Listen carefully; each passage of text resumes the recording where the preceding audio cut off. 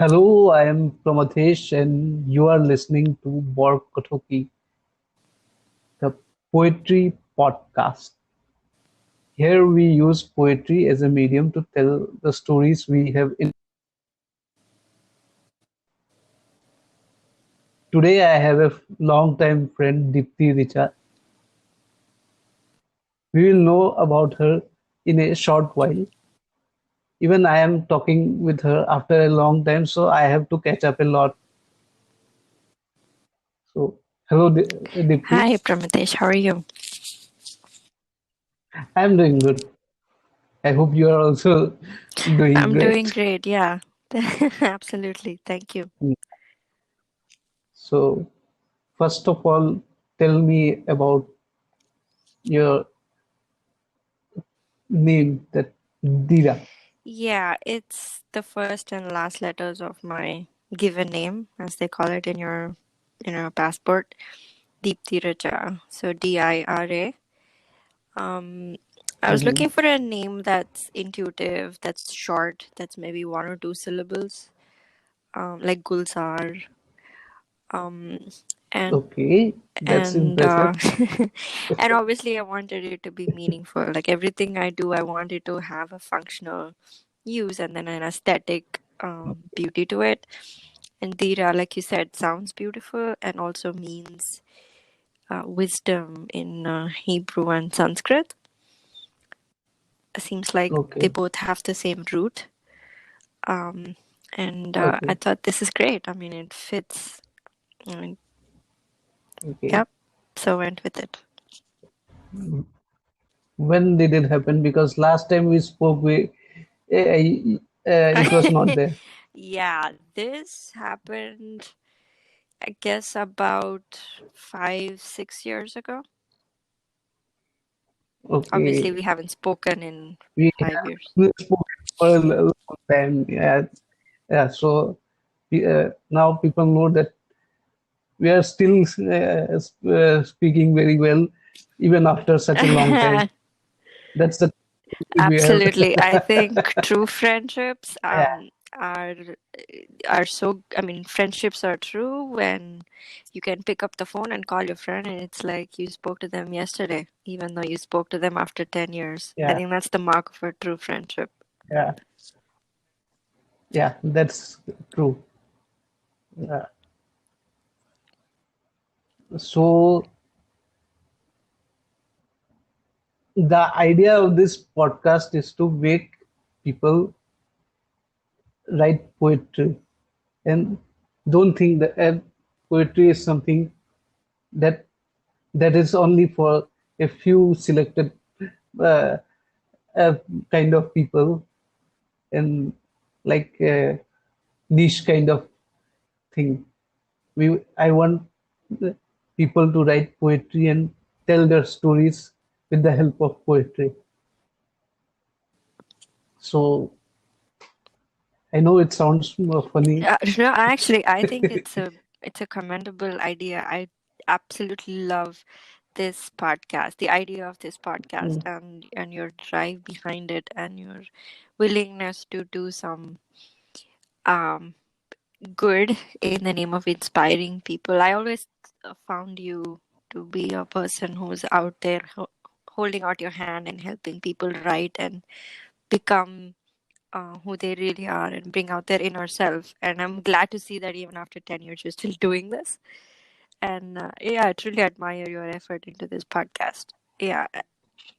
I'm actually blushing because of this, because I did not want to inspire someone, but it's just a thought that came to my mind, and I just wanted to uh, share it with everyone. Absolutely. And I think poetry is one of the most easiest things to do. Stories are harder, but Mm, poems are just words um, that are representing your feelings, or at least attempting to represent your feelings. And they're probably one of the most easiest and most beautiful things to write. mm.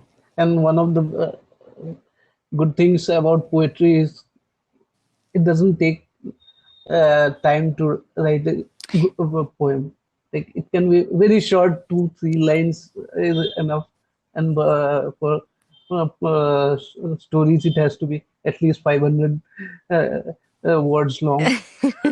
Stories have to have a beginning, a So, middle, and an end, and a conclusion, yeah, and some sort of an arc. yeah, But you're right, poems don't need to mhm, have all of that. I mean, if you get into the more dogmatic yeah, form of poetry, and if there mhm, has to be meter and rhyme and rhythm, yes, that can take a bit longer. Any written word, I mhm, think, requires some intellectual thought process, some deep introspection for mhm, sure. But you're right in that poetry is very easy to bring out mhm, because uh, it's as intuitive as speaking in a way, where you don't have to, yeah, you don't have to exactly. write an essay. You just write what you're feeling, and it doesn't have to Mhm, make sense to anybody except for you when you first start writing it.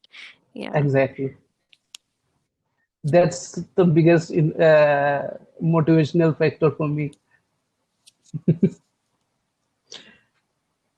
Yeah, and for me, poetry is like it's just a fleeting thought. It doesn't have to have an end or a beginning. It's just a fleeting thought, and I just write it and put it Yeah, in a piece of paper. absolutely. I think that's a very interesting point you made there. Even when you're writing a story, for example, a story is a small portion of a character's life, right? If a character has a beginning, middle, and an end, a story belongs to one particular aspect of that character's life.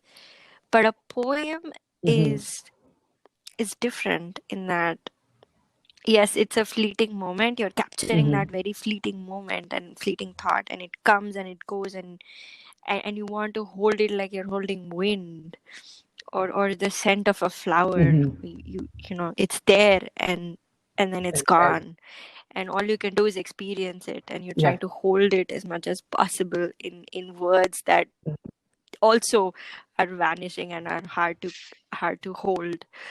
um so you're absolutely right in that there is fleeting emotions, and thoughts are fleeting, and if you can put those down, Hmm. then you're lucky.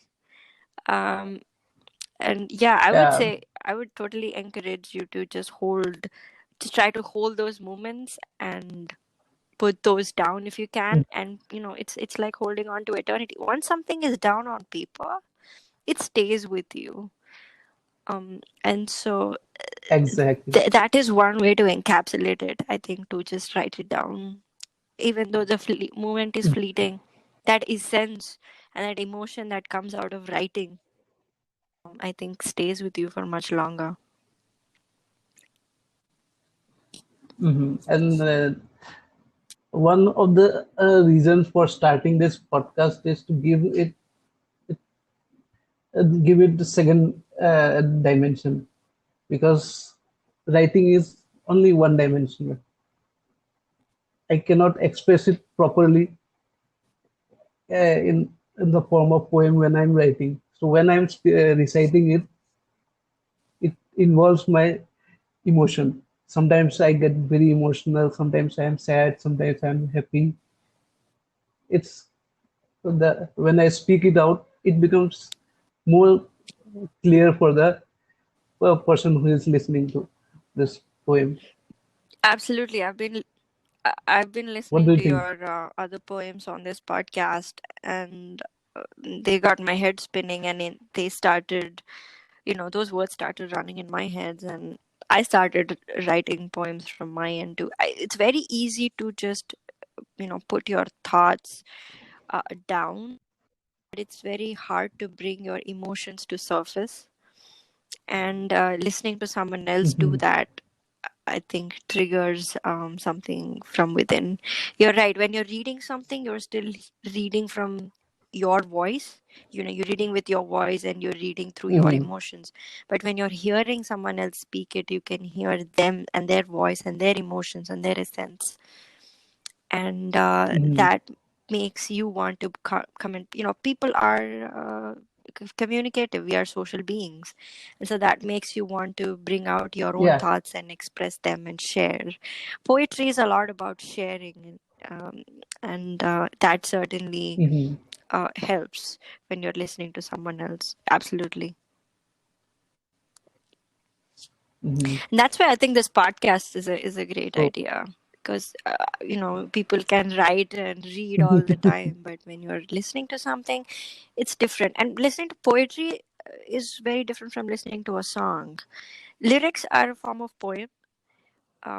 They have their own rhyme and their rhythm, hmm, and lyrics have their own essence. But lyrics are not poems. In that, poems are more free. With lyrics, you're tied down. yeah, it has a, yeah, they are like birds. They'll just fly and just land up You're right. wherever they want. Or you can say they are like butterfly. Yeah, that's beautiful. Yeah. So, do you have any favorite form of poetry? Robert Frost is my all-time favorite poet. I like him for two reasons. One, Okay. his words, he uses simple words. They're not more than two syllables. Hmm. Very, very rarely are they Exactly. three syllables long, but not more than that. And also, the words that he Hmm. uses are commonplace.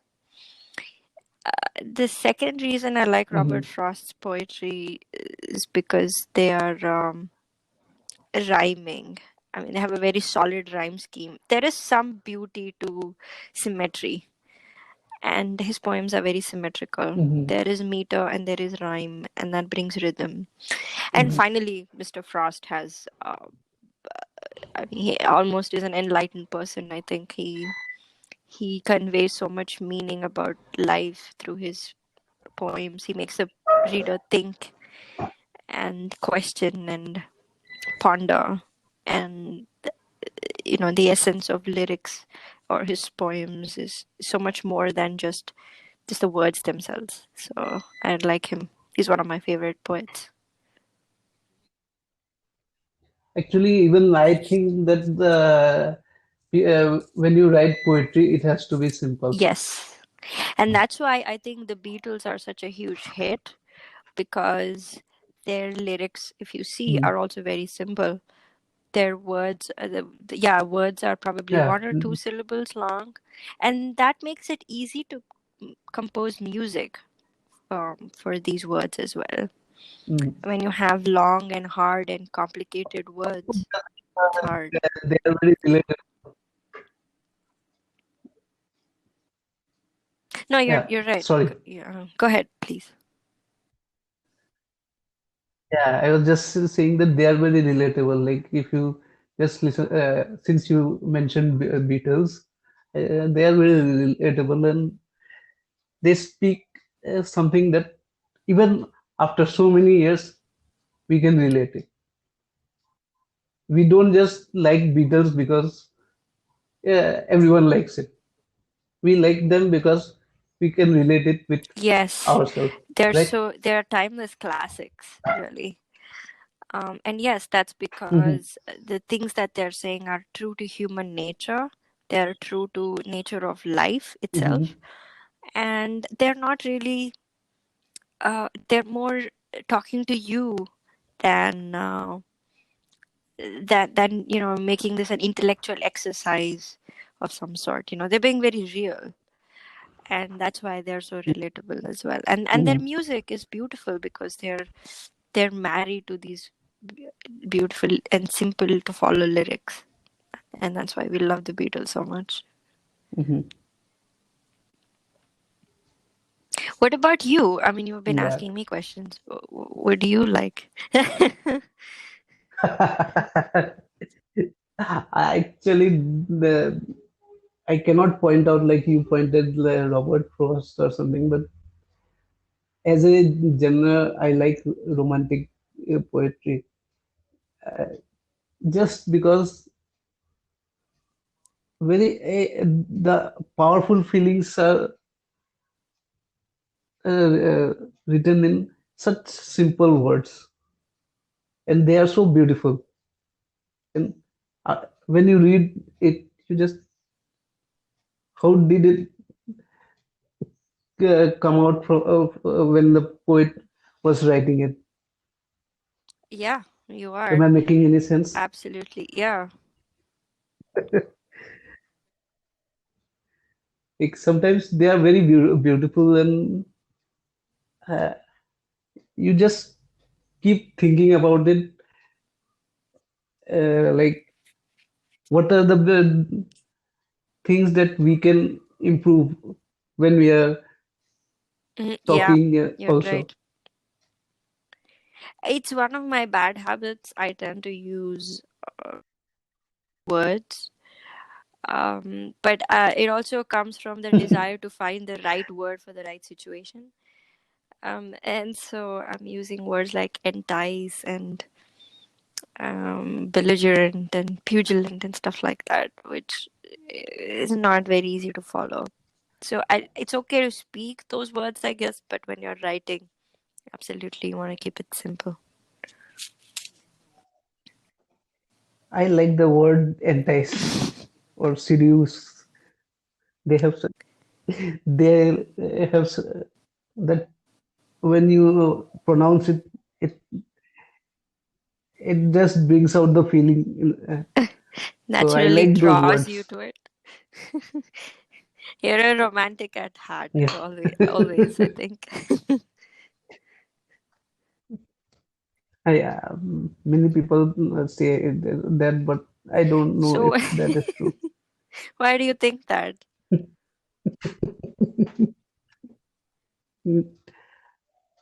I don't know, but, because I'm still single.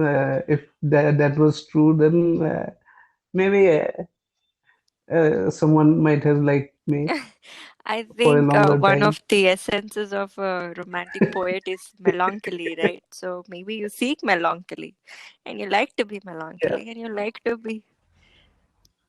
No, I'm not that kind of person. I Mhm. actually like to stay happy all the time, as you can see. We connect very well because of that only. Like even in the saddest moments, Yeah, we find humor absolutely. in it. Yeah, but I don't know about you, but I'm single too, and I actually like to be single. And yes, deep romantic love inspires my poetry. I have loved deeply and loved far and wide. Um, but Yeah. it's true, melancholy does make you a better poet. So that's why when you have these intense emotions, usually it's a moment of sadness or Mhm. elation, something much more than yourself takes over. And some people call it divine Yeah, inspiration, and when you I put agree to those it. down, something more than you overpowers you, and those words come out automatically. Mm. Many people actually think that I have a secret girlfriend because of my poetry. They are sometimes very intense. They are sometimes absolutely nonsense, and they are sometimes they are very romantic, Mm. very pure in nature. It's interesting because So I think that I have a secret girlfriend. it's So I interesting let you them think mention that that way. because I think the mark of a true writer is to be able to empathize with other people, is to put yourself in their shoes, to understand people, to know them truly and well, Mhm. and to understand life itself and all of the things that make life. So you, as a writer, should be able to look at another person, see what they're going through, and put their words, their emotions into Mhm. words. And those don't necessarily have to be yours, even though you can. take inspiration from your own experiences, which is what actors also do. When they're playing a role, they go back to their own experiences when they're bringing out a character. But at the end of the day, you're still talking about and to the other person's emotions. Empathy is very important for a writer, and going Hmm. above and beyond your own emotions Yeah, is important. yeah, it's Yeah. about getting the right perspective.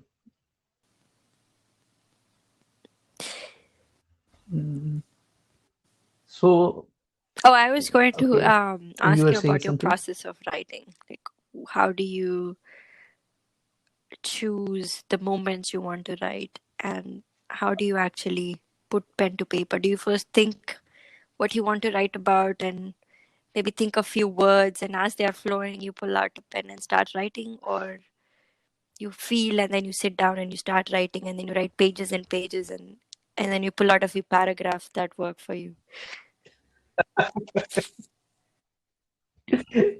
Exact. Actually, I am a very boring person, and so most of the time I'm sitting in front of my computer. Uh, But I have a diary and a pen always ready with me.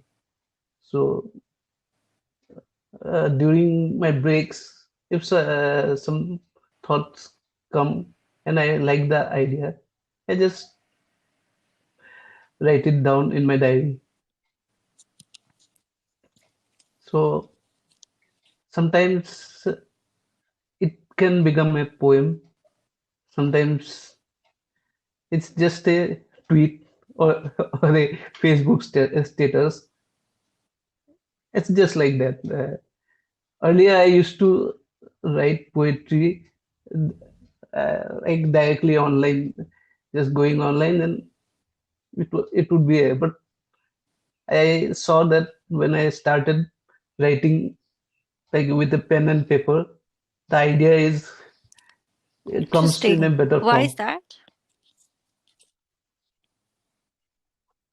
I don't know. It just works with me. Maybe because writing with pen and paper Hmm. needs more effort. Yeah, you're right. Keyboard writing is a very different style of writing. I think it gives, because in the back of your head you are Hmm. thinking you can backspace, you can cut copy, you can edit. It's much more fluid, Exactly. and so it's very Hmm. hard to identify what is it that you're exactly trying to say, because poetry itself is very lucid. It's coming and going, and it's here now and gone the Hmm. next moment, and so you need something very hard and Hmm. rigid like a pen and paper, that's unerasable to hold it. Yeah, yeah, and also I don't like to change my poetry much. Like once I write it, I hardly improvise it. It's only when I'm doing collabs there, and then I do the improvisations. I This is generally like flexible based on the comfortability of the other person. Like if I'm doing collab with you, if you are comfortable with improvisation, I will do that. Otherwise, the first thought that comes to my mind Yeah, is I don't that way. change my poems either. I mean, I probably edit them and make them better, but the essence of the idea, uh, that Hmm. remains. For example, if I were to read the poem I just shared with you, and mind you, these are just thoughts that are streaming Hmm. in my head, and I just basically typed them out. But if I can go back to that poem, what I Hmm. have here is: you live in my heart, where you always will be, like the shadow of a river. Did you ever see a river's shadow? It exists far deeper than itself. So deep it's hard for passers-by to know such a Hmm. shadow even exists. Now, this is okay, but if I can edit, I would go back and edit the last line or the last couple of lines to say, "Did you ever see a river's shadow? It exists far Mhm. beneath that it exists so far it exists far deeper than itself. So far beneath it's hard for passersby to know that such a shadow even exists." So I think a few words here and there, just to make it better, but the it would still be Okay. the same. I think what I'm trying to do is I'm trying to capture nature, or try to find an analogy of my emotions in Okay. nature.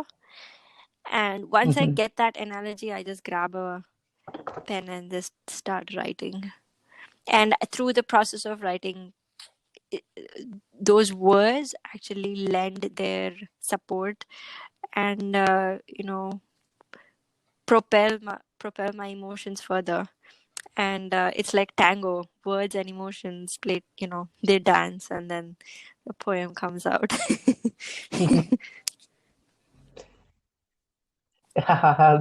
That is a great analogy, and even the analogy that you provided in the poem was very good. Like normally we don't think Yes. about the shadow of a river, just like you mentioned that people are not aware that it exists. But the way you said that it exists, but uh, nobody knows. It's like a Yes, it's pain not deep just the pain, inside your it's the heart. love that I have for this person. Will always be there, and nobody knows that I have Yeah. love for this person. And they never will. Mhm. Yeah. It's like we have we are one person in front of the outer world, and we Not are another not person inside necessarily, because again, the us. shadow is not the person themselves, even though it's a true reflection of that person. But it's not them. So the river Hmm. is still a river. It still reflects. It still is itself, Yeah. but it has its shadow. Hmm. There are some deep mysteries to that river that Yeah. are inaccessible to those people who are walking on its banks, who are on the surface. You know, Hmm. only when you are deep Hmm. inside in the river, maybe you'll feel it and see it to some Yeah. degree.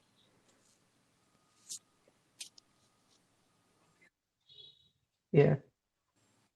Out here, there is Hmm. a river, Brahmaputra. They say that it's very calm in the when you look at it, but when you try to go through a Force. boat or try to swim, Yeah, the the current it has, because it has a disturbance that you cannot see it from the outside when you are walking that's at very the coast. profound, right? That's so beautiful. Hmm. So, do you have any other Not right now, poems in but I, mind I, right I now? certainly think of what you just said, and I'm sure I can come up with a couple of lines on that. 'Cause that's a very beautiful thought. Okay. But what I do is, I Hmm. typically, as soon as I write them, I don't look at them again. I throw them away, or yeah, and it's not Even I because I do that. don't like them, or I don't admire them, or I think they're trash. I think some of the poems I've written are absolutely splendid. It's just that um, Hmm. poems are fleeting, emotions are fleeting, and they come and they go, and I don't Hmm. want them to stay, because if I have that poem in front of me, I'm going to keep Hmm. thinking about it. I'm going to ruminate over it, and I don't want that. I want to move on. I want to move on to a different emotion, even if it's the same emotion in a different shade. That's fine. And so that's why I don't want to keep those with Yeah. me. At some point, I think when I have settled inside me, and I've come to a sort of stable environment where I can Hmm. handle my emotions, and I know that yes, I have this and I have that too, then I'll probably keep my poems. But until I Hmm. truly know myself, I think I'm going to keep throwing away my poems. When I say throwing away, I think I mean just leave it to nature and entropy to take care of them, dispose them, or I totally understand. Like even in my last podcast, you can see that I have uh, there are two poems that were of the same nature. It talked about the same feeling, but it was written in the gap of 2 years, and but it was completely yeah, different, independent of each other. absolutely, It was absolutely. I think the like nature two of different emotion thoughts. is that it's timeless. Um, no matter how many years go by, you think of something and it Exactly. feels like it happened just yesterday, even though the logical mind knows that it happened many, many years ago. And so emotions are always raw and fresh. And that's why healing from emotional wounds takes a lot Hmm. longer. And it's a different process.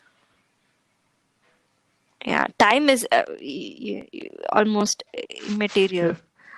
Um, and that's why you can always remain a poet as long as you want.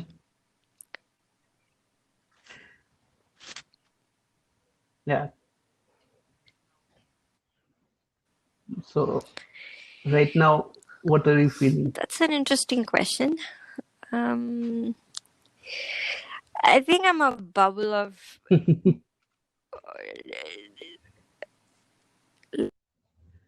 I have a lot of different emotions bubbling within me, like and each has its own essence, and it's like effervescence, if you know what I mean.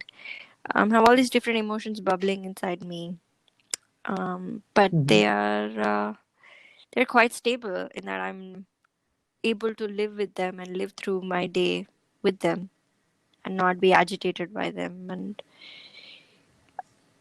Hmm. I'm yeah, I'm happy, I'm sad, I'm joyful, I'm excited, I'm curious, I'm anxious, I'm wise. uh, yeah, feeling a lot of different things. I think I connect with what you mentioned just now about the river Yeah. Brahmaputra, which is it seems very calm and serene, but it has its own, Hmm. youthful zest and buoyancy. I can connect to it very much. Hmm.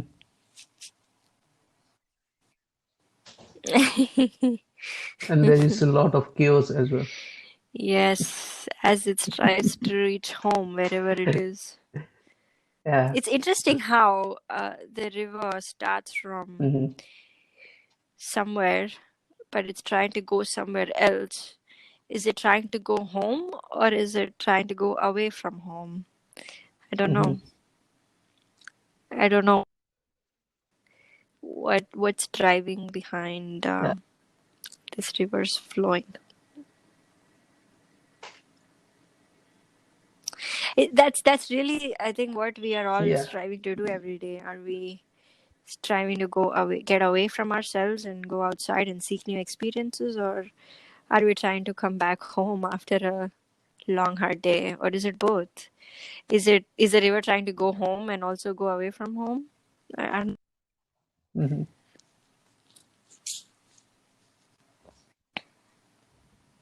it's quarantine. It's like quarantine actually. Yeah, when the quarantine started, everyone said that I'm feeling good because I can be with my family. But after 1 or 2 weeks, they realize that it's not that good also. So you don't know whether you are coming back home for good or bad, but, Mm. or you are leaving home for good or bad. You don't know. You just like to do things Yeah, I know what you're the way saying, it but is I'm also happening. talking from a spiritual point of view. Why are we here? Are we here because Yeah, okay. exactly. I'm making it Gotcha. a little bit lighter. Yeah, I don't know why. why we feel that way. Yeah. But we're never happy in one place, right? Mhm.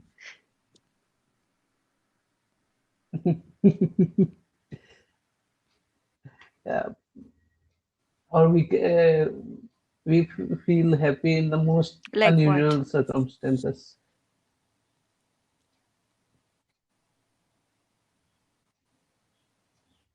Like uh, someone is saying something really bad about it, and there is a joke coming into your mind that someone said uh, a few minutes ago, and you are just thinking about it and feeling happy about it. I'm sorry, you were breaking there. What was that? So, okay. So what I was, it's just like sometimes someone is saying something bad about you in your face. You should be feeling bad, but some thought just comes into your mind, and you're just smiling, feeling happy. Like it's quite unusual for the other person, but it makes perfect sense to you. Mm, I know. I was thinking of this meeting I had where people were people were having very serious conversations, and I was thinking of something else, and I was laughing, and it Yeah, makes no sense to anybody. But I was like, I don't care what you think. I'm thinking of something, and I'm finding it funny. yeah. Okay, we have distracted from the poetry thing, and we came like just like normal chat. We should come back to the poetry part. And even what I used to do is like write poetry and just throw the paper. Mm. Just like you mentioned that I just don't want to live it again. I want to live a new thought. Yeah, it's interesting That's what life.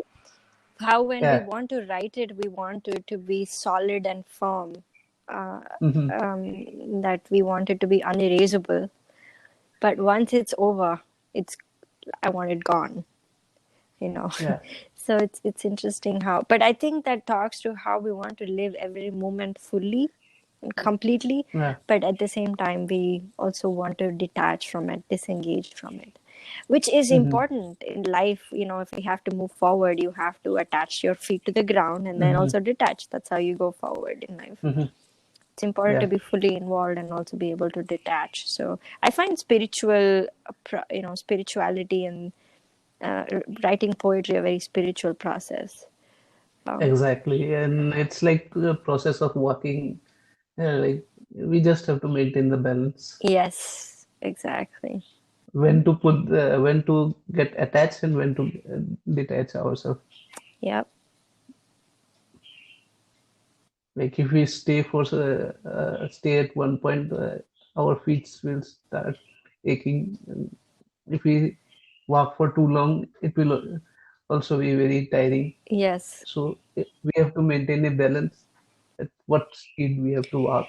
But the other thing about the walking, and also I think is very apt to poetry, is that you can be walking in any direction. There is no Exactly. forward or backward. Like you're not, Yeah. emotions are a word, they're a whirlwind. Quite literally, a Mhm. whirlwind of emotions is a common phrase. In that, there is no goal, there is no end result or anywhere you're trying to reach. You're just going, you're just walking. As long as you're walking, you're going somewhere, but there really is nowhere to go. And that's poetry. Yeah. You just write and Yeah. you just write a poem. It doesn't mean anything except for what meaning you give to it.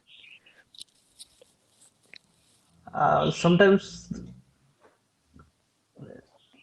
I don't give any meaning also, and I just write it because it came to my mind and I liked it.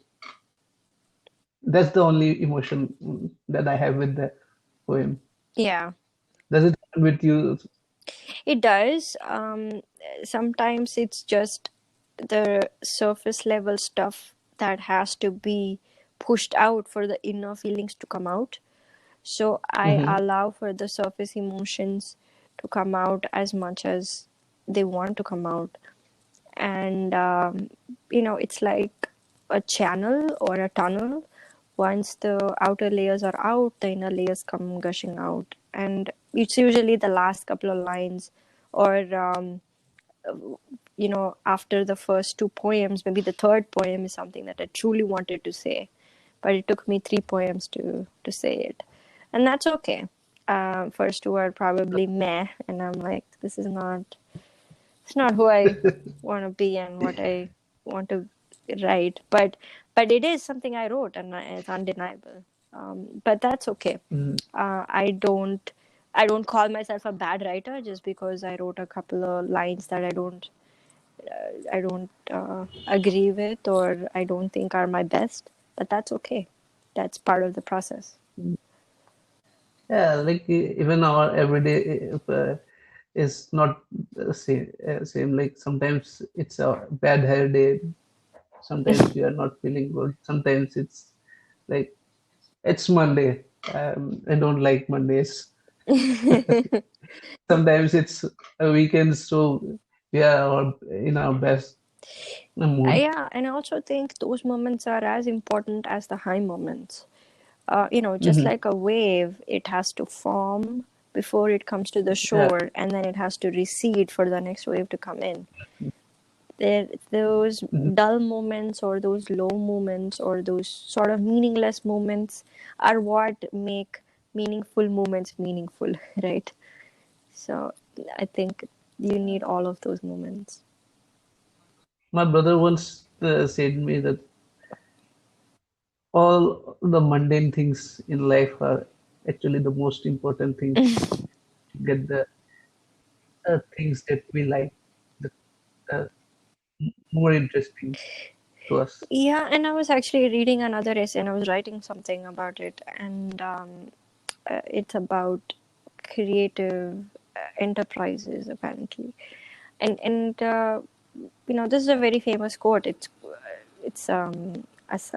people, this is generally associated with Albert Einstein, although I don't know if he's the one who actually said it.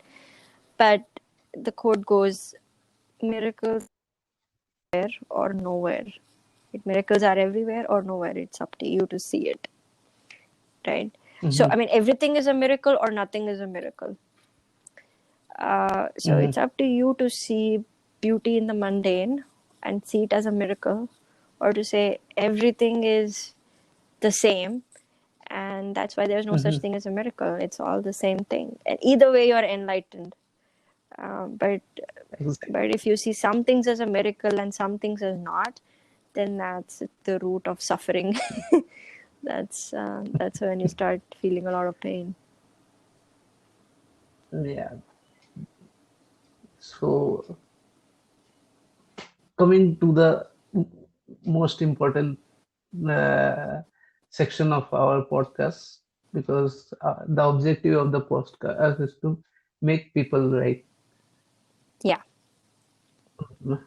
So, what do you think that, in your opinion, like, uh, why should everyone try poetry? I mean, everyone, as in mass. Every individual. Yeah, Why because everyone has a So when you story. say writing poetry, when you say poetry, do you mean writing poetry or reading poetry? Anything just getting involved in it, and like, everyone has a story to tell. Like, so it doesn't have to be in a proper form. Like, like you are a poet, and I can write something. So they can take help in giving it a shape in the form of poetry. So you're saying why should everyone try to write poetry? uh, yeah, express their feelings in the form of Okay. poetry. I'm not going to say people should do it. Um, what I can say though is it's beautiful if they do. It's one way of living life, right? There are so Mm-hmm. many ways to live your life. Some people, when they're happy, they go and get a drink. Some people, when they're Mm-hmm. confused or upset or want to hide, they go watch a movie. It's just a Mm-hmm. way of experiencing life. When you're putting your emotions out in the form of a poem, you're accepting your vulnerability. And it's nice. Mm-hmm. It's good sometimes to accept that you're weak and you're hurting or you're happy and things above and beyond you are overwhelming you. And usually poetry with that helplessness or that overwhelming emotion, it helps you process it, it helps you reason with it, or or try to understand it in a much better way, or like you said, to express it and share it with other people. Mm-hmm. Mm-hmm. As human beings, we go through all of these, you know, every single day. If you try to write even the most mundane or things down, you will see it in a new light. Right? You will see your life in a whole Mm-hmm. new way that you never thought of it. When you're seeing something outside of you, it has its own meaning. And so, I think people should try poetry just to understand themselves better, to understand life better, to share themselves with other people. Because your words travel far and fast. So, and it's easy. It's not complicated. You don't have to call yourself names. There are no rules to poems, whatever people may have heard about rhyme and rhythm. Mm-hmm. Yeah, I definitely think people should write. Mm-hmm. Actually, like the way you uh, said it, and even I was thinking about it just today morning. That there are some feelings that were buried deep in my heart, but it came out when I started writing. But it was still there when, when I started writing. It was only half of it was coming out when I was writing. So when I started this podcast and spoke about it, why I wrote this poem and what was going inside my mind, everything came out, and it was such a beautiful moment because I felt that something very heavy came out, and I felt like, when coming to your other thing, this sharing our feelings. Yeah. In today's world, all of us are very busy. So when we share our feelings with someone who can understand, it becomes much easier to uh, have a great life. So, and it's easy as you mentioned. It's very easy. Sometimes you can just write two lines. Sometimes you can write pages and pages of it. Whatever comes to you, if it is very intense, like you're feeling really angry about something, you can just write, and Yeah. it doesn't have to be good. Yeah, I'm actually reminded of what you mentioned earlier, where you start writing and then sometimes it becomes a Facebook post, sometimes it becomes a poem. So, what differentiates a Facebook post from a poem, or prose from poetry, for instance, right? What are the telltale signs of a poem, do you think? Mhm.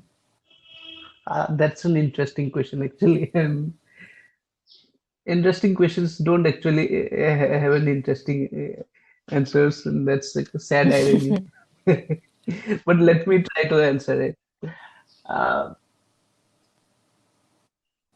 uh, for me, when I write prose, I want it to be interesting because holding the attention uh, of the reader is very important for me at that time. And if it's long, it has to be very engaging so that after reading every line, the reader has to think about, like, yeah, it happened to me also, like he can relate it with uh, something that someone else told him, or he's just trying to visualize it, uh, like what I'm trying to tell. There are many different things going in my mind, but when it comes to poetry, I don't have to think about it, and it's just worth three lines, and I just write it, and it's very easy for me, and I that's all. And for Facebook status, it's just a fun thing. I just want people to have fun uh, about it. Yeah. I see what you're saying. There were days when I used to write poems as Facebook posts. Uh, so for me, what differentiates prose from poetry is the moment where I try and find an analogy in nature. As soon as I find Uh-huh. something in nature that's similar to how I feel, that automatically becomes poetic. It's it, it's nature outside manifested in the nature within me, Mhm. and all I do is try to capture that analogy in words and say, this is the analogy, this is how I'm feeling, and this is also what's out there. For instance, the shadow of a river. Okay. Or Mhm. the other example I gave you earlier, the other poem I shared with you earlier, where it's like dewdrops on a rose petal, and they burn away, just like I'm sorry, the sun's rays just vaporize them, and they're here and gone the next moment. The very things that made water come into existence also may vanish. Um, Again, that Mhm. goes back to the same emotion that I was feeling. The very things that made me write the poem also make me want to destroy it or throw it away or not want to see it anymore. So as soon as I see an Mhm. analogy in nature, I try to put that down and try to explain what I'm feeling and the analogy, and that becomes a poem. My poems are not long; they're usually not more than 5 lines long. And if I have more than a few paragraphs, then each paragraph is trying to convey its own meaning and its own essence. But yeah, that's a prose is different because prose are